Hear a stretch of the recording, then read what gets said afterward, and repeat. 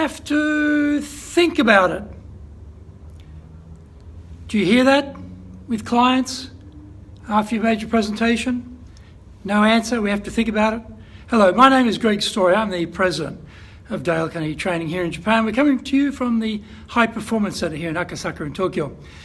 Well, we make the presentation, we understand the client's needs, we start looking for a decision, and they say, we need to think about it. Now, what I find interesting is when I look at what American sales trainers do and what happens in a lot of situations in the West is the salespeople will try and really push hard on that. Well, what do you have to think about? Is there anything else we haven't covered sufficiently? Obviously, if something's not clear, I maybe need to go back and explain that a bit more carefully. What would that be? Oh, when will you need to think about a buy? Let's get the calendar out and we'll get a firm decision by this date. And it's a very, very strong push to the buyer. Now, in Japan, that isn't going to work. When they say we have to think about it, what do you say? Do you say, okay, yeah, right, please let me know when you've had time. Great, thank you, and you leave, and you've got nothing? Or do you actually understand why they have to think about it? Now, there are different occasions, right? Different cases. If it's a one-man shacho type, sort of dictatorial owner-boss who makes all the decisions, they can make the decision on the spot. But normally, most of the people we meet are not like that. They're normally salaried employees. They're highly risk-averse. They're working in a group that needs consensus decision-making. So I term it, when we hear that, we have to think about it, we need to sell beyond the wall. Because in that meeting room where we are, on the other side of the wall are a whole bunch of people who are going to put their hanko, their seal, on a piece of paper, unbelievably, still a piece of paper, put their seal on the piece of paper, and it's going to move desk to desk around some key decision makers, and we're going to get a consensus, and then we're going to make a decision, go ahead. That's how it is in Japan, unless it's a owner, shacho, owner, president, who can make a decision on the spot. So normally, most people we're dealing with, they've got to go through that process. So there's a whole bunch of decision makers behind the wall.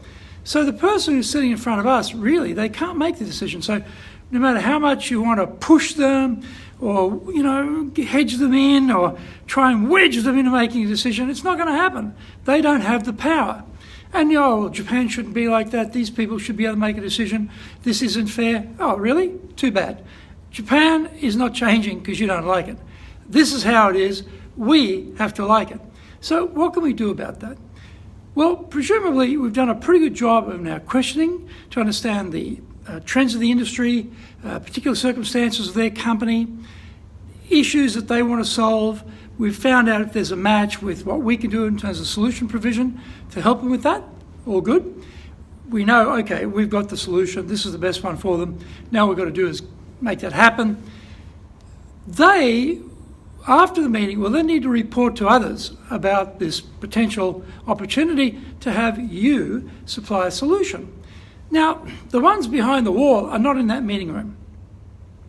They're going to get a very truncated version of that conversation when your, I'll call them champion, they'll be probably a weak champion in most cases, but your champion for you behind the wall has to go to bat, and they have to really explain what you've explained to them, to these decision makers.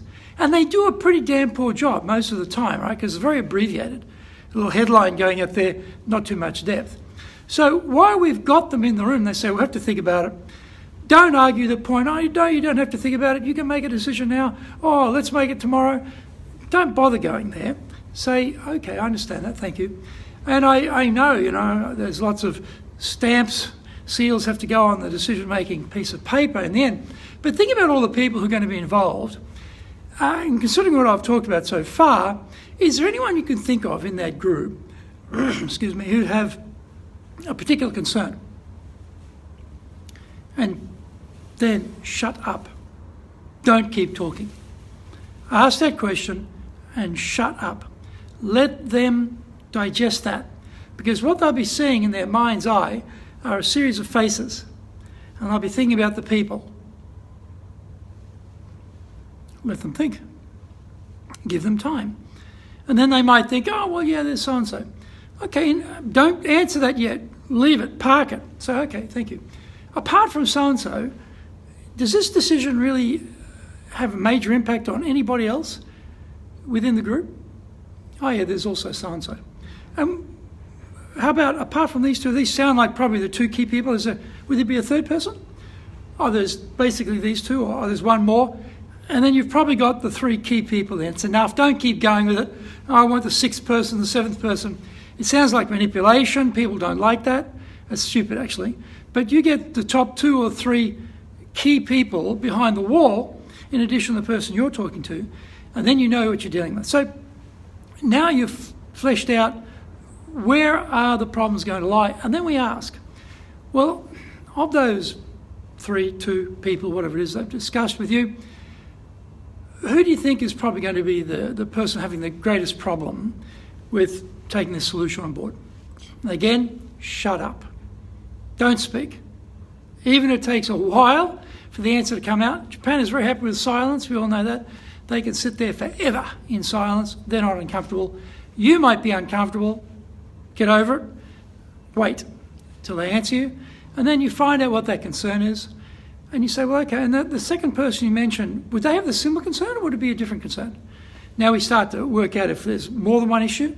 And if there's a third person, well, you know, person A, person B had these concerns. Well, I guess person C would be the same, or would they have another concern? Now we've got the concerns. This is when you need to educate your champion on how to explain your solution and how your solution is the best way for fixing their problem. And you've got to give them the bullets to fire in that meeting. And you don't have much time to do that with that person because you sort of got there in a meeting, you've made your presentation, they've said we're going to think about it, they're expecting you to walk out that door and go to the next meeting. So you've got to make sure your timing in the meeting allows you sufficient minutes to actually have this part of the conversation. And give them stories. Don't give them data points, they won't remember it. Tell them stories about how the outcome has impacted other companies. Tell them stories about how great people are going to feel as a result. Take it to the storytelling level because stories are easy to remember. Facts will come out of the stories, but stories are easy to remember, and that's what you present to them. And at the same time, you pull out your diary and you say, Mr. or Miss Client, I know you're extremely busy, and getting into your schedule I'm sure is going to be very, very difficult. Let's get into your schedule now. How long do you think it'll take for the group to make a decision? Would 2 weeks do? Would that be sufficient time? Tons of time, 2 weeks, right? Would 2 weeks be sufficient? Don't say 2 days, 3 days. It won't be enough time. Give them a little bit of time. 2 weeks is fair. 2 weeks is fair. Don't give them more than that. Only offer 2. And then get it into your diary. Okay, in 2 weeks' time on this date, I'm good in the afternoon. How about you? Make the appointment right there and then. Right? Because now there's a timeline, not a pressure timeline, a sufficient timeline for them to go and coalesce with all the different opinions around this particular offer that you're making inside the company and get some consensus and then be able to come back and tell you yes or no. Right? If it's the president of the company, the owner of the company, probably they'll give you a decision on the spot unless they need to check some details. Same thing, particular details, is there anything I can help you with, something internally, then get out the diary, much shorter time frame, maybe 3-4 days later. Okay, I know you're very busy, you're extremely busy, President. Today's Monday, for example. Friday morning, I have some time. How about yourself? Are you open Friday morning? And then make the appointment right there and lock that down because they will be much faster in their decision making usually. So when they say we have to think about it, they actually do. Don't get in an arm wrestle about no you don't. Now, it may be also that's a put-off. The answer might be no, but they don't want to tell you directly at that point in time. This is Japan, very polite society, people very indirect. Same process. You go through the same process. And if you find out there actually aren't any other key decision makers, then try and get that answer back fairly quickly. A no is better than a maybe, A maybe, it's like my golf shot, Like when I tee off, I always keep dreaming I can hit it like Greg Norman and go straight down the fairway. I keep hitting it like Greg Story and it goes off to the right, slice it. But I'll get one shot and I'll think, well, I can be like Greg Norman and spend the rest of my game being like Greg Story. You know, we think, oh, there's hope, you know, there's still some maybe chance in there it's going to be a deal. If it's a no, it's a no. Better to get the no early and then go and find someone that's certain, you know, they're going to actually do the deal. So don't be stuck with maybes. Get some clarity. A no is better than a maybe. Try and get to a clear point of delineation. See, all this stuff is knowable, you know, all this stuff is knowable. And it's not that difficult. It's not that difficult. If you think about the structure of the sales cycle, if you know the sections of the sales cycle, if you've got some experience around how to deal with these sort of situations, then you'll flow through this stuff very, very smoothly. The problem is most salespeople don't have the knowledge because they're poorly invested in by their companies and not trained properly. And everything's sort of work it out by yourself, you know, it's pretty hard. You've got to work it out yourself and trial and error, and that's a hard way to do it. Wouldn't it be much better if there was a bit of a roadmap there for you, a bit of a shortcut there for you? A lot of those things already delineated, already looked at. You just go and check it out. Hey, there is. Listen to my podcast on iTunes called The Sales Japan Series. The Sales Japan Series on iTunes. Just go on iTunes and do the search, The Sales Japan Series. Today, the 118th episode came out. 118 episodes there for you. A lot of different angles on the sale. A lot of different angles. You may find that very helpful. And this is about sales in Japan.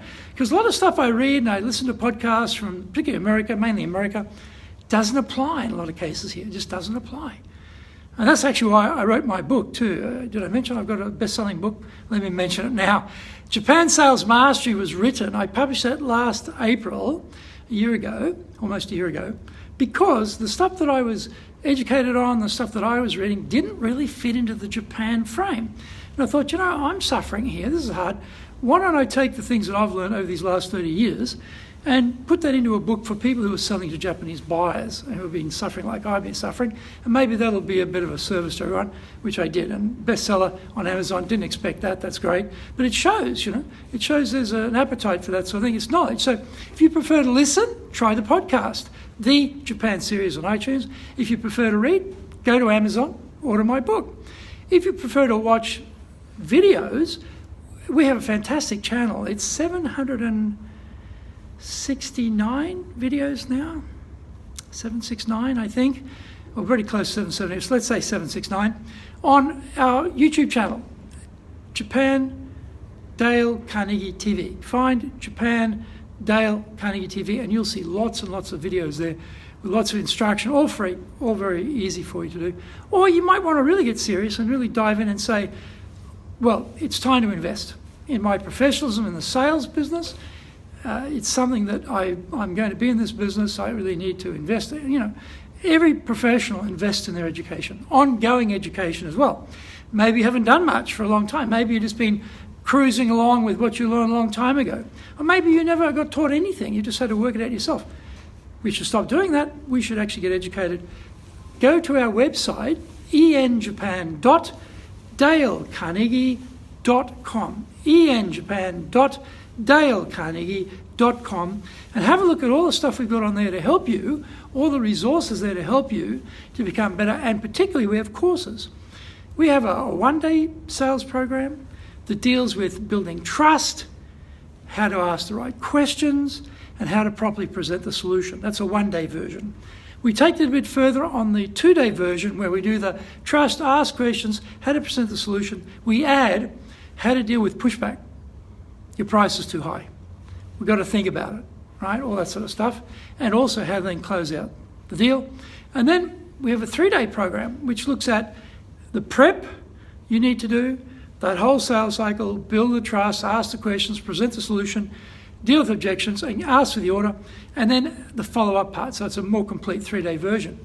And we have another program on presenting skills for salespeople, because often salespeople are not very well trained as presenters. Right? In fact, no one has probably ever trained a lot of salespeople how to present one-on-one to the buyer, how to use the materials, how to use your pen, how to use your eye contact, how to use your body language, all that sort of stuff. Probably never been trained on that. Well, this is a great course for that. Or you might be doing a big presentation to a buying group. Could be quite a large group, very senior people. And you've got to get up on your feet and present. Often salespeople are not trained to do that either. So the courses do all that for you. So Sales Advantage is the 3-day program. Sales Power is a 2-day program. Sales Booster is the 1-day program. And Presentation Skills for Salespeople is the one I was talking about now. So there's a lot of stuff there for you, isn't there? And, we've been doing this since 1939, and constant Kaizen. And Kaizen, not just in one country, Kaizen around the world. We're teaching in over 100 countries in 30 plus languages. So you're getting the best practice across the world. We teach 90% of the Fortune 500 companies. They are the biggest, most powerful companies in America and around the world. And they only choose the best when it comes to training. They choose us. So we've got the track record. We've constantly developing what we're doing. It's always cutting edge. Why don't you access that? Have a look at the materials that I've talked about, whether you like to listen to it, read it, watch it, or experience it. We've got the answers for you. So let's see if we can get you to, when you hear, we have to think about it, be very cool, very calm, very comfortable, and just beautifully handle that next step, because that is what differentiates the professionals from the people who want to be professional. And I'm here to help you to become professional. So let's look at that. Good luck.